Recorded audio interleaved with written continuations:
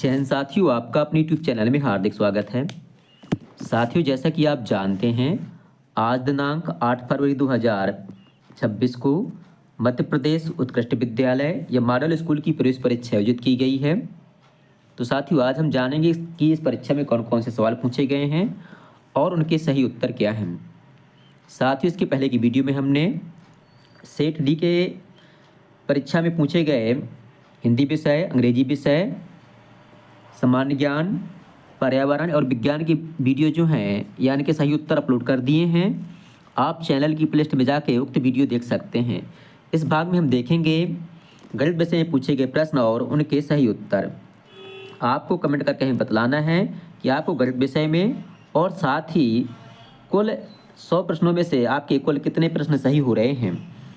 तो आइए साथियों, देखते हैं गणित विषय में पूछे गए प्रश्न और उनके सही उत्तर। साथियों, गणित विषय का पहला प्रश्न है, निम्न में से किसका मान 1 के बराबर नहीं है। तो हमें पता करना है कि 4 विकल्प दिए गए हैं, इनमें से किसका मान 1 के बराबर नहीं है। तो जैसे आप इनको जब सॉल्व करेंगे तो हम देख पा रहे हैं कि जैसे ऑप्शन सी है, आप इसको अलग से सॉल्व कर लेना। 2 की घात 4 लिखा हुआ है यहाँ और 7 की घात 0, किसी संख्या पे 0 की घात लगी तो उसका मान 1 हो गया, और 3 की घात 0, इसका मान 1 हो गया, और घात 3 हो गया। तो 2 की घात 4 ऊपर है, 1 और 1 2 कितना हो जाएगा, 2 की घात 3। तो ऊपर लिखा 2 की घात 4, नीचे 2 की घात 3। ठीक है, तो इसका मान 1 नहीं आएगा। तो ऑप्शन सी हमारा सही उत्तर होगा। अगला प्रश्न है, यदि b की घात a की घात b बराबर 125 है, जहां a और b धनात्मक पूर्णांक हैं, तो इसकी वैल्यू हमें पता करनी है। तो a की घात b बराबर 125 है और 125 को हम क्या लिख सकते हैं, 5 की घात 3। तो a की जगह क्या आ गया, यहाँ 5 है, अब b की जगह कितना आ गया, 3 है। अब हमें रखना था किसमें, a माइनस बी और a प्लस, फिर से लिख लेते हैं। आपको मैंने बताया कि घाती कितना आ गया, 5, b बराबर आ गया 3। अब हमें यहाँ रखना है मान, तो a माइनस बी है, a की जगह रखना है 5 और b की जगह रखना है 3।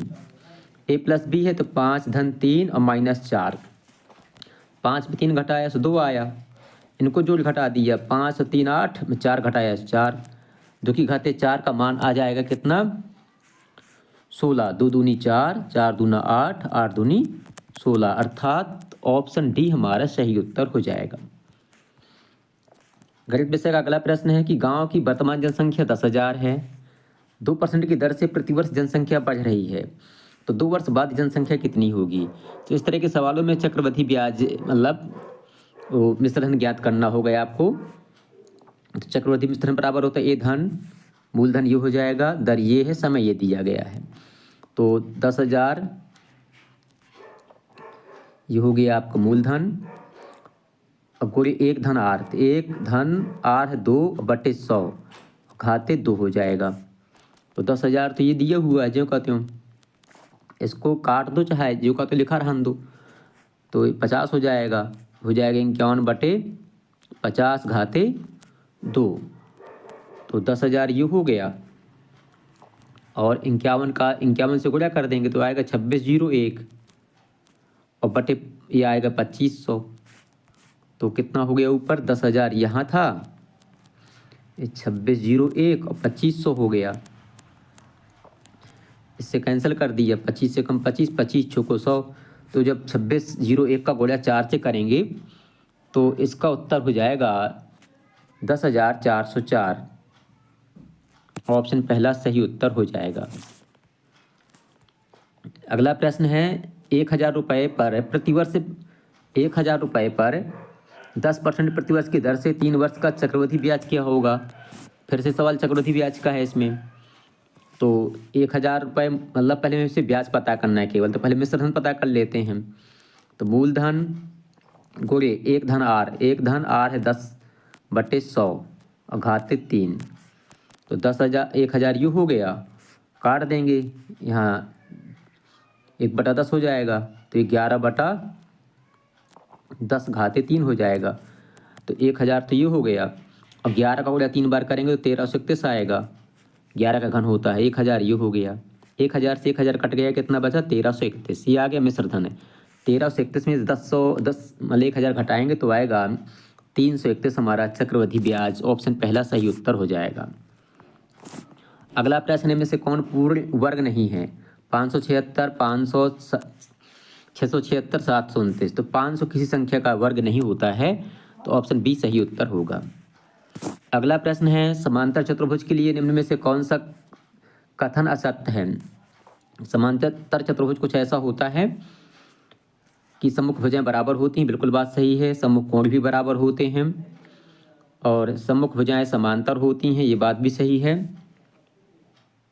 दोनों विकर्ण बराबर होते हैं, इसके विकर्ण बराबर नहीं होते हैं, तो ऑप्शन डी हमारा सही उत्तर हो जाएगा। अगला प्रश्न है संख्या का मानक रूप हमें पता करना है कि मानक रूप या स्टैंडर्ड फॉर्म क्या होगा इसका। तो हम इसको 35 बटे कितने अंक के बाद दशमलव है, 4 2 6, 6 अंक के बाद दशमलव, तो ऐसा लिख देंगे हम, 6 जीरो बना देंगे नीचे, ऊपर है 35, 1 अंक के बाद दशमलव लगाएंगे, यहाँ 10 हो जाएगा, और यहाँ 6 जीरो थे तो 6 जीरो में से 1 जीरो कट गया, तो 3.5 बटे 10 की घाते कितना 5, ये 10 की घाते 5 ऊपर जाएगा तो माइनस का हो जाएगा, तो ऑप्शन पहला हमारा सही उत्तर हो जाएगा। अगला प्रश्न है, इसमें हमें इसका मान पता करना है। तो पहले हम क्या करेंगे, और ये लिखा हुआ है यहाँ 2 माइनस 3 और 3 और 2 5 हो गया, 5 की घाते -1 और फिर होल इनवर्स लगा हुआ है, तो 2 माइनस 5 की घाते -1 है नहीं 3/5 हो जाएगा, और घाते 1 लिखा हुआ पहले से, लघुत्तम 5 आया, बटे 1 5 दूना 10 हो जाएगा, और 3 घाते -1, 10 में 3 घटाया तो कितना आया 7 बटे 5, और इन्वर्स लगा हुआ है इसमें, मतलब माइनस की घात लगी हुई 1 की, तो इसका उल्टा करेंगे तो 5/7 हो जाएगा। सीधी सीधी सर्वसम का दी गई है कि इसका मान क्या होगा, तो इसका मान होता है x plus A into X plus B बराबर होता है x² a plus B into X plus A B. ये एक सूत्र होता है सर्वसम का, होती सीधी आ गई है, तो ऑप्शन बी सही उत्तर होगा। अगला प्रश्न है, इसमें एक अर्धवृत्त बना हुआ है और हमें इसका क्षेत्रफल पता करना है कि इसका क्षेत्रफल कितना होगा। तो वृत्त का क्षेत्रफल कितना होता है πr², और अर्धवृत्त है तो आधा कर देंगे इसका, तो ऑप्शन सी इसका सही उत्तर हो जाएगा πr² बटे 2। अगला प्रश्न है, कोई वस्तु पर 18% GST लगती है, तब वह 1239 रुपये में खरीदी गई है। मतलब कोई वस्तु x रुपये की है और 18% मान लो x रुपये की है, 18% इस पर GST लगाया हमने, तो x का 18% और निकाल लिया, ठीक है। आई किसके बराबर है, 1239 के बराबर है, तो ये हो जाएगा x प्लस 18x बटे 100, ये हो जाएगा 118x बटे 100, तो 118x बटे 100 ये किसके बराबर है, 1239 के बराबर है।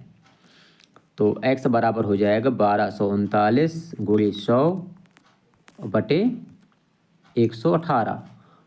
तो जब इसको आप हल करेंगे तो हमारा उत्तर आ जाएगा 1050 रुपये, क्योंकि GST के बाद इस पर लगाया गया है। अगला है, इसमें काइट यानी कि पतंग दिया हुआ है और x का मान पता करना है। पतंग की जो कुछ प्रॉपर्टीज होती हैं कि जो पतंग होता है इसके जो कोण होते हैं, मतलब विकर्ण होते हैं, समद्विभाजित समकोण पर एक दूसरे को समद्विभाजित करते हैं, मतलब बराबर होते हैं।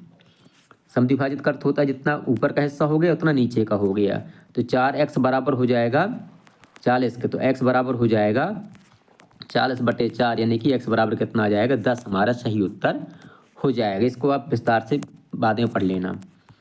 अगला प्रश्न है, भाज्य बराबर होता है भाजक गुणे भागफल धन शेषफल। आप जानते हैं भाजक होता है ये भाजक है, ये भाज्य है, ये भागफल है, यहाँ नीचे आता है शेषफल। तो हम भाजक का गुणा अगर भागफल से कर दें और शेषफल जोड़ लें तो क्या आ जाता है, भाज्य जाता है, तो इसका सही उत्तर हो जाएगा ऑप्शन पहला भागफल। अगला प्रश्न है, यदि एक व्यक्ति 12 रुपये के 8 संतरे खरीद कर और 15 रुपये के 6 बेचता है, यहाँ मिटा हुआ है 15 रुपये के 6 बेचता है, तो कुल 8 संतरे बेचने पर उसे कितनी राशि प्राप्त होगी, मतलब कितना मिलेगा उसको। ठीक है। तो चूंकि 8 संतरे कितने की बेचता है वो, 8 संतरे की कीमत है 12 रुपये, तो एक संतरे की कितनी हो गई 12/8 रुपये। इसमें 12 में 8 का भाग लगाएंगे तो कितना आएगा 1.5 रुपये। ठीक है, एक संतरे की कीमत कितनी आएगी 1.5 रुपया। अब भैया बेचता है कितने,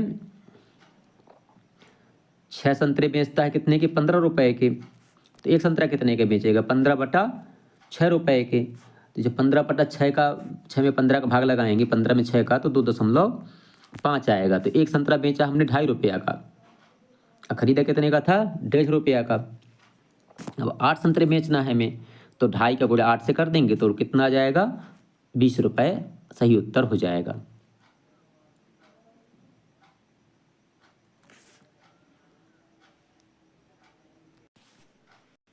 तो ये हमारा है विक्रय मूल्य कितना 20 रुपये। अब खरीदा कितने का था हमने 12 रुपये के खरीदे थे हमने, ठीक है। तो 12 रुपये उसका विक्रय मूल्य था और 20 रुपये उसका विक्रय मूल्य हो गया। तो 20 में 12 घटा देंगे तो ऑप्शन डी हमारा सही उत्तर होगा 8 रुपये। अगला प्रश्न है, इसमें हमें भाग करना है। तो बहुत आसान सवाल है, x² y² z² लिखा हुआ है, 14 x y z का भाग लगाना है। 7 एकम 7, 7 दूनी 14, एक्स वाई जेड से एक एक कट जाएंगे तो यहाँ क्या बचेगा 1/2 XYZ, अर्थात ऑप्शन पहला हमारा सही उत्तर हो जाएगा। अगला प्रश्न है, यदि x बराबर 1 गुणे -1 गुणे -1 16 बार लिखा हुआ है तो x का मान कितना होगा। तो -1 का गुणा जब -1 से करेंगे इतना आ जाएगा +1। तो जब समबार गुणा होता है तो +1 आएगा, विषमबार होता तो -1 आता। तो ऑप्शन सी हमारा सही उत्तर हो जाएगा। अगला प्रश्न है कि समबाहुभुज की कितनी भुजाएं होंगी यदि बाह्य कोण 24 अंश है। तो हमें कुछ नहीं करना, 360 में 24 का भाग लगा देना है। 360 में 24 का भाग लगाएंगे तो आएगा 15। अगला प्रश्न है, f बराबर v, f + v - e = 2, ये क्या कहलाता है। तो ये एक आयलर फार्मूला होता है। तो ऑप्शन ए हमारा सही उत्तर होगा। इसमें भी फिर से हमें भाग लगाना है, 3/2 x² है और ये भागे x है तो 1/x हो जाएगा, x से x कट जाएगा तो 3/2 x, अर्थात पहला ऑप्शन सही उत्तर हो जाएगा। ये प्रश्न है, इसकी चर्चा हमने कल वीडियो में की थी। सेम आया है कि यदि वृत्त की त्रिज्या को दुगना कर दें तो परिधि कितनी होगी। मान लीजिए वृत्त की त्रिज्या r है तो परिधि होती है 2πr, और जब इसको 2r कर दें तो परिधि कितनी हो जाएगी 2π, जो का तो लिखा r की जगह लिख दिया 2r, तो 4πr हो गया। इसको ऐसा लिख सकते हो 2 गुणे 2πr, और 2πr है परिधि और कितने गुना हो गई 2 गुना हो गई। तो ऑप्शन पहला इसका सही उत्तर हो जाएगा। तो साथ इस प्रकार से गणित विषय के ये प्रश्न पूरे होते हैं।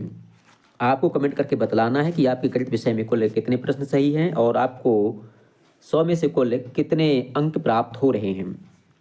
आपको वीडियो पसंद आए तो वीडियो को लाइक करें, अपने साथियों के साथ शेयर करें और हमारे चैनल को सब्सक्राइब करना बिल्कुल भी ना भूलें, ताकि आगे आने वाला रिजल्ट संबंधी अपडेट आपको समय से मिल सके। बहुत बहुत धन्यवाद।